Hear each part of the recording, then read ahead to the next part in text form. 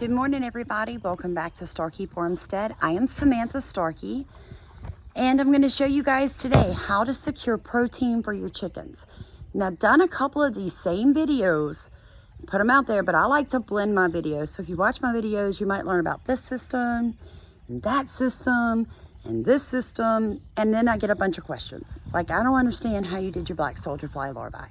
So today, I'm going to show you in one simple step, with no additional money, no extra systems. If you have any livestock on your property, from quail to chickens to rabbits to goats to cows, sheep, I don't care what it is, pigs, if you have those, I'm going to show you how to take a bucket without doing anything to the bucket, turning it into a black soldier fly larvae growing area that you can then harvest as a protein for your chickens. Now, I've heard some people talk about they give it to dogs and they give it to pigs. Guys, I'm gonna be very honest with you, okay? Pigs maybe, but for people and for dogs, it has been proven we do not have the capability to break insect proteins down in a healthy way for our bodies. So all these people want to eat crickets and spiders. We are not birds, nor are we reptiles, okay? We're mammals. That doesn't really work for us. Now, having said that, your chickens and your quail will thank you. Sorry, the sun is like brilliant today. Will thank you for setting this system up. Your pocketbook will thank you for setting this system up, because it's not going to cost you any extra money. You don't have to buy any special feeds or protein mixes to feed your black soldier fly. I'm going to show you that, and then I'm going to show you what eggs look like when they have been given black soldier fly larvae and when they have not had it in a couple of days. The difference in the yellow of the yolk is an indicator of the protein and nutrients in that yolk that you can now eat. I don't need to eat black soldier fly larvae or crickets, but boy, can my chickens eat those things and turn them into a protein that I then can accept, process, and use to my benefit. So we thank you guys for watching. Please like, comment, and subscribe. Watch to the end so that you can see these yolks I'm talking about. I'm gonna show you one that hasn't had any black soldier fly larvae before she laid that egg, one that had it a couple of days, and then one that had just been fed it. And the difference in the colors of the yolk, it's gonna blow your mind. It's gonna blow your mind. It's gonna make you a believer. You do not need bagged feed to give your chickens the proteins that they need. They literally can live off of weeds, grass, leftovers from your garden, and black soldier fly larvae. Throw in a couple of cups of oats every 3 or 4 days, some sunflower seeds, and they're good, guys. They're good. Always supplement, always supplement. But let's get back to the black soldier fly larvae, because this is so cool. And it's also a little gross. And my dog shit urine like all over me while I was working in the rabbitry. So now I'm covered in rabbit manure, covered in rabbit urine, and I smell atrocious. And it is only 9 o'clock in the morning here in Southeast Louisiana.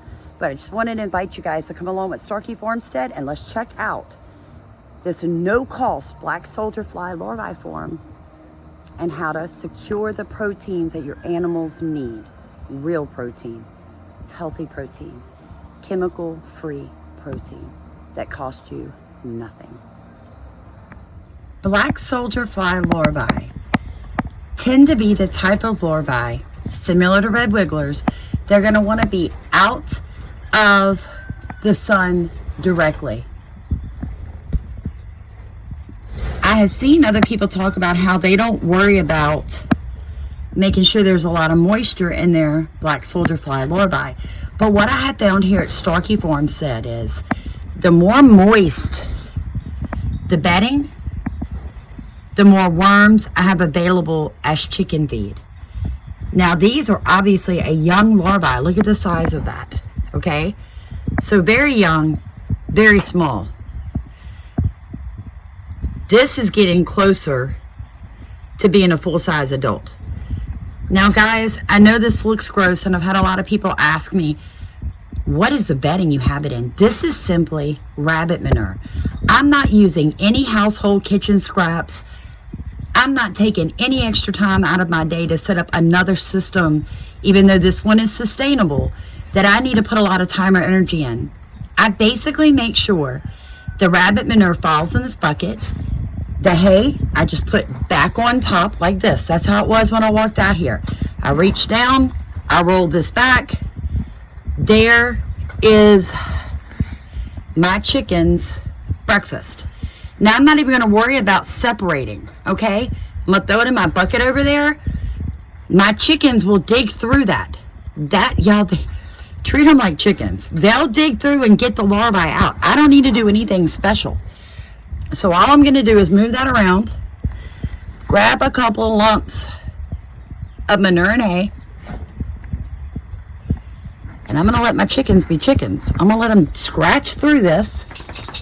Ooh, my dog just shook rabbit urine all over me. I'm not even going to edit that out. That was disgusting. Oh, it's everywhere. Oh, great. So now I can spend the rest of the day smelling like rabbit pee. Farm life. All right, so back to what I was telling you guys. I do a deep mulch compost system in my rabbit pen. So when I bring them a wad of rabbit manure, hay, frass from the black soldier fly, and I dump it in there, they're going to mix that back into the compost they're making me anyway. So it's only going to make my compost better. And it keeps them busy.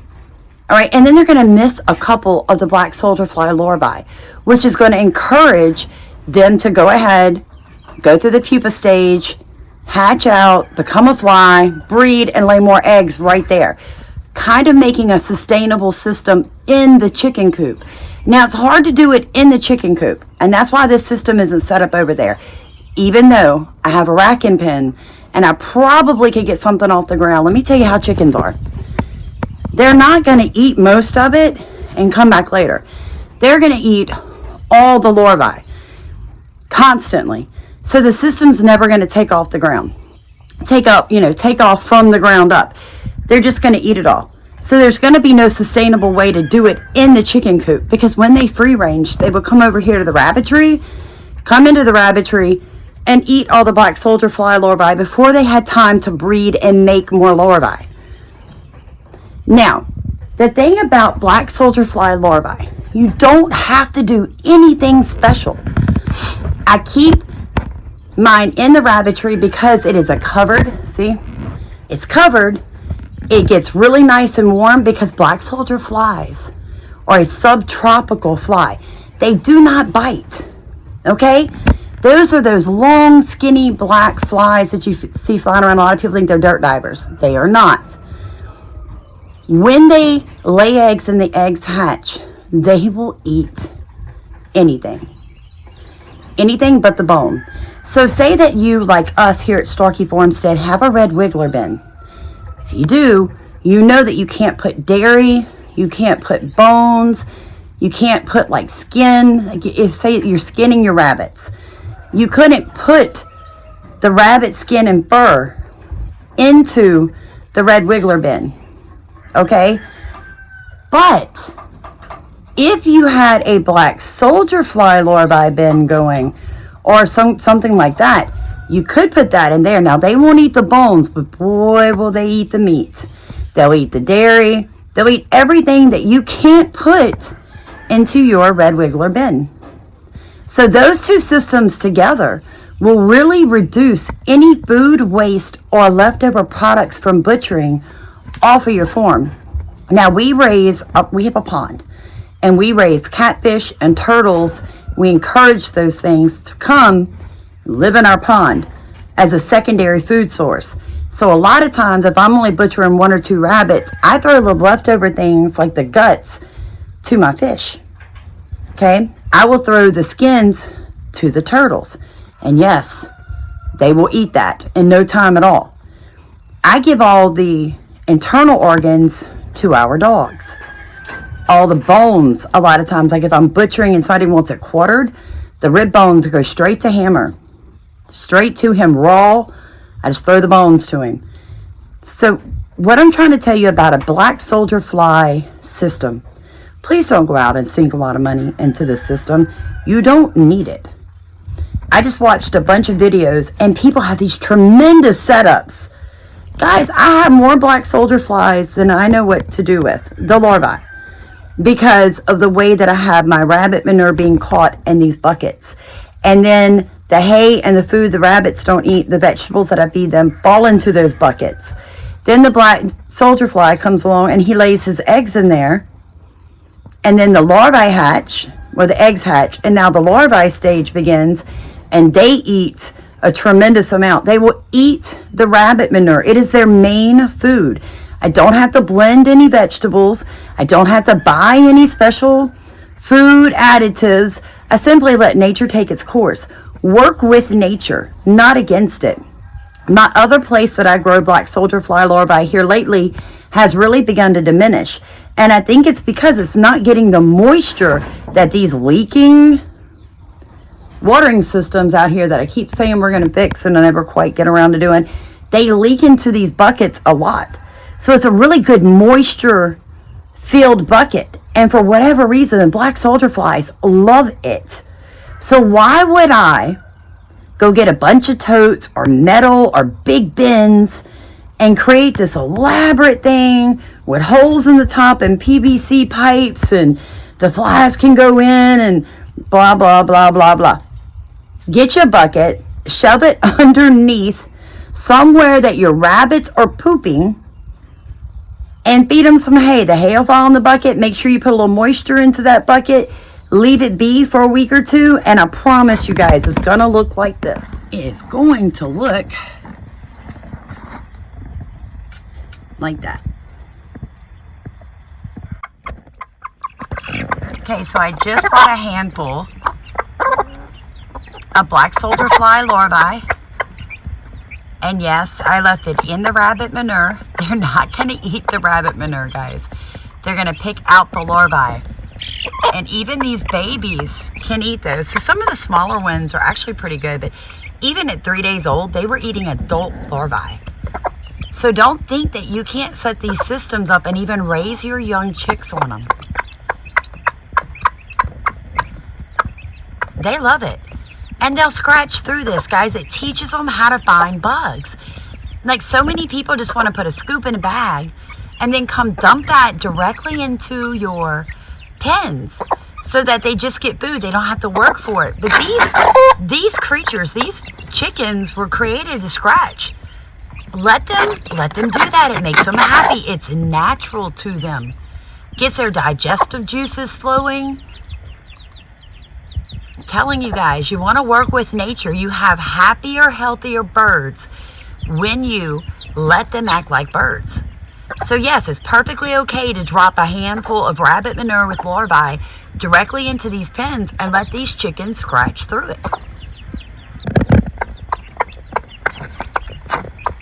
And yes, she is a broody hen. In my opinion, the most important animal on my farmstead are my broody hens.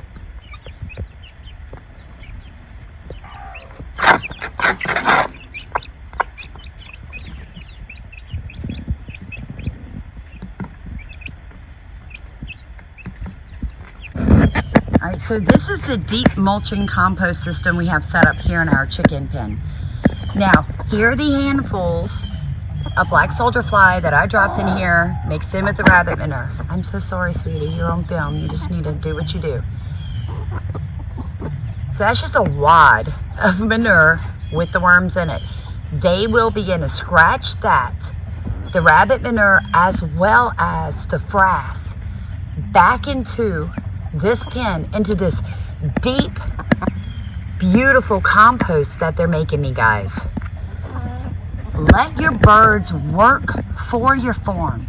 That is called a sustainable loop system. You can free range your chickens if you want to, but I'm going to tell you guys the truth. It is a dangerous thing to do. Even with a German Shepherd that will guard and protect my chickens, I run a risk every time I let them out of here. Hi, gorgeous. Are you just going to come right up and get it out of the bucket?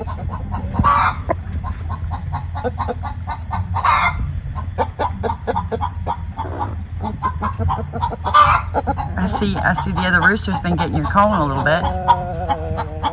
Oh, it's not my fault. Oh, you laid an egg. Make a big deal about it, sweetie. It's a good thing. Good girl. So I've got a few piles that I put in here for him. And you see what she's doing? She's going to scratch through, and they're going to continue to pick out the larvae.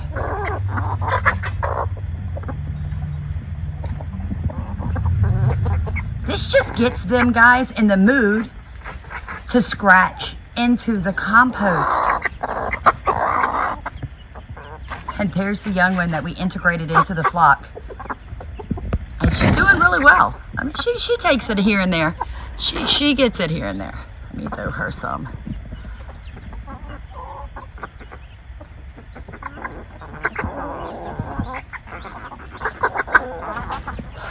She's definitely smaller than the rest.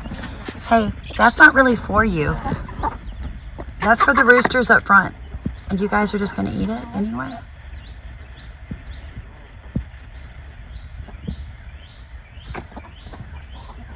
So these guys have been on our farm for about, well, I don't know, 3.5 weeks now. They're getting very close to the end of their quarantine. And I can tell whoever had them prior to us pretty much only ever bag fed them. Every time I introduce a new food to them, they're really funny. They're a lot of fun to watch because it's like they don't know how to eat anything but bag feed. And I told my husband that. He's like, they're chickens. Just keep throwing it to them. They'll figure it out. So I still give these guys some game feed starter and some scratch pellets because I'm afraid. I know it doesn't make any sense because I know they're not going to starve. They're going to eventually eat what I put in here. But they're very hesitant. Like, you can just tell they've not ever really been raised like that. Now, I throw something to my chickens and it's a free-for-all because those ladies, it is more, but it's a treat when they get bag feed. It's not the majority of what they eat. See, these guys haven't even started scratching into that darker pile you see right there. That is rabbit manure with black soldier fly larvae all in it. And they still not even, like, scratched it yet. My chickens would have tore that up. Like, even, y'all saw the babies. Like, even the babies know, food, and they jump in there. But you can just tell these guys are raised on bagged feed. This is how bagged fed chickens act when they're exposed to something new. Like, they're like, I'm supposed to eat that? So, guys, I'm telling you, if you have not tried to change the diet on your bagged feed animals, you really need to do it. You need to start introducing them to other protein sources, okay? For your pocketbook, for your health, and for their health, you need to do that. Atlas, you're right in the way of the camera. Tell everybody, say good morning.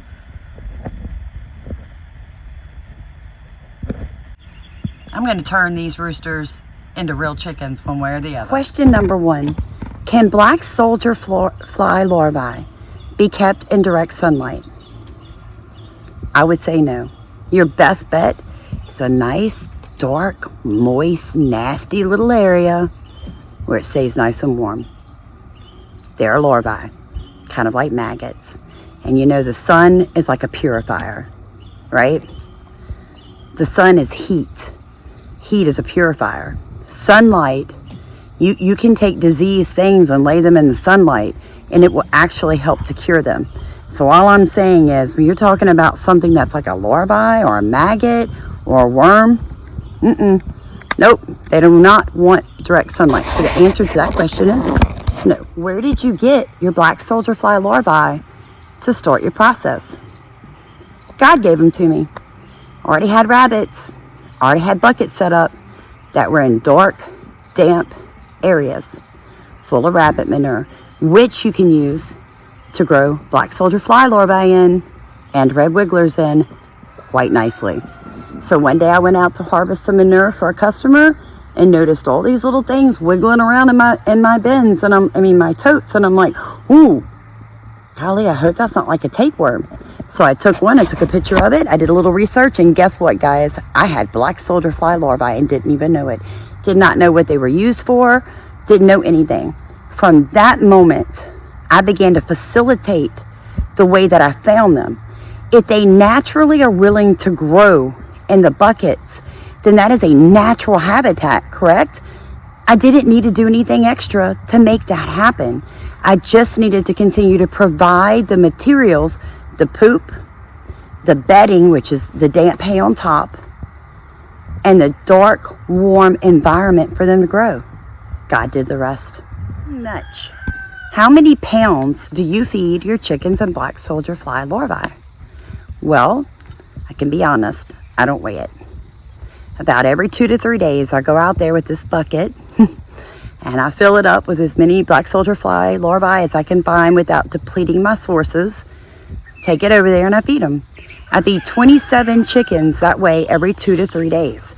Now, they will get those black soldier fly larvae and they will get nothing else to eat until that evening, other than what I throw in there when I go out into the garden and weed and get rid of diseased or damaged fruits and vegetables.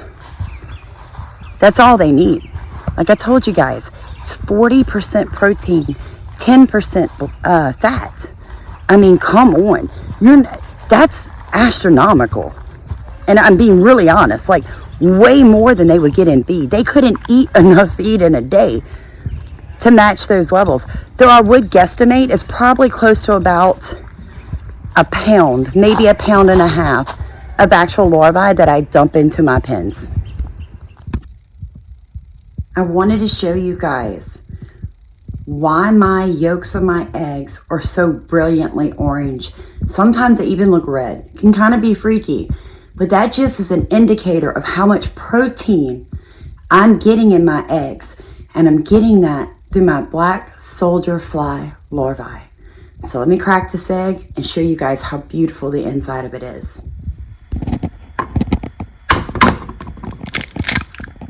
Look at the color of that egg. Look at that. You see that?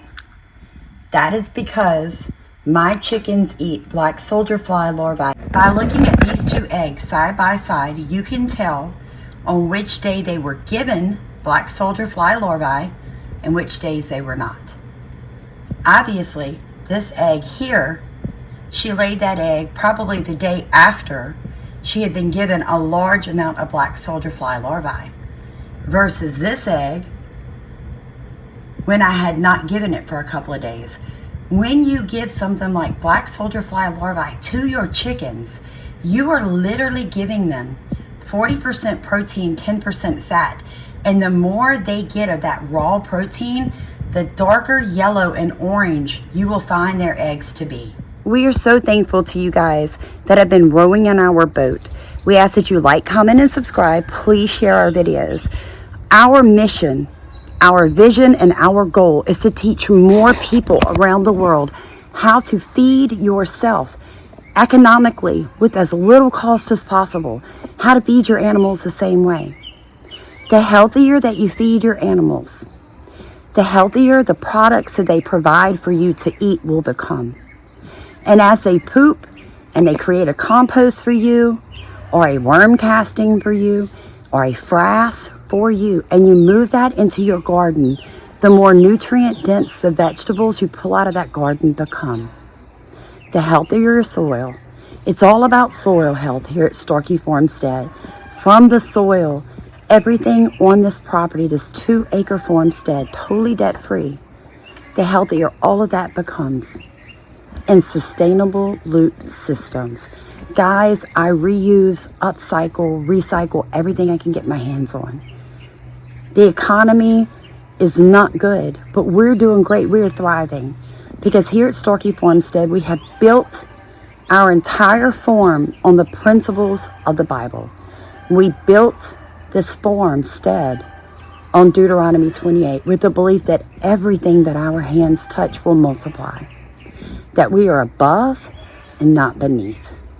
That we are lenders and not borrowers. We are the head and not the tail. So we thank you for watching. We ask that you like, comment, and subscribe. Share our videos. Help us get this message out.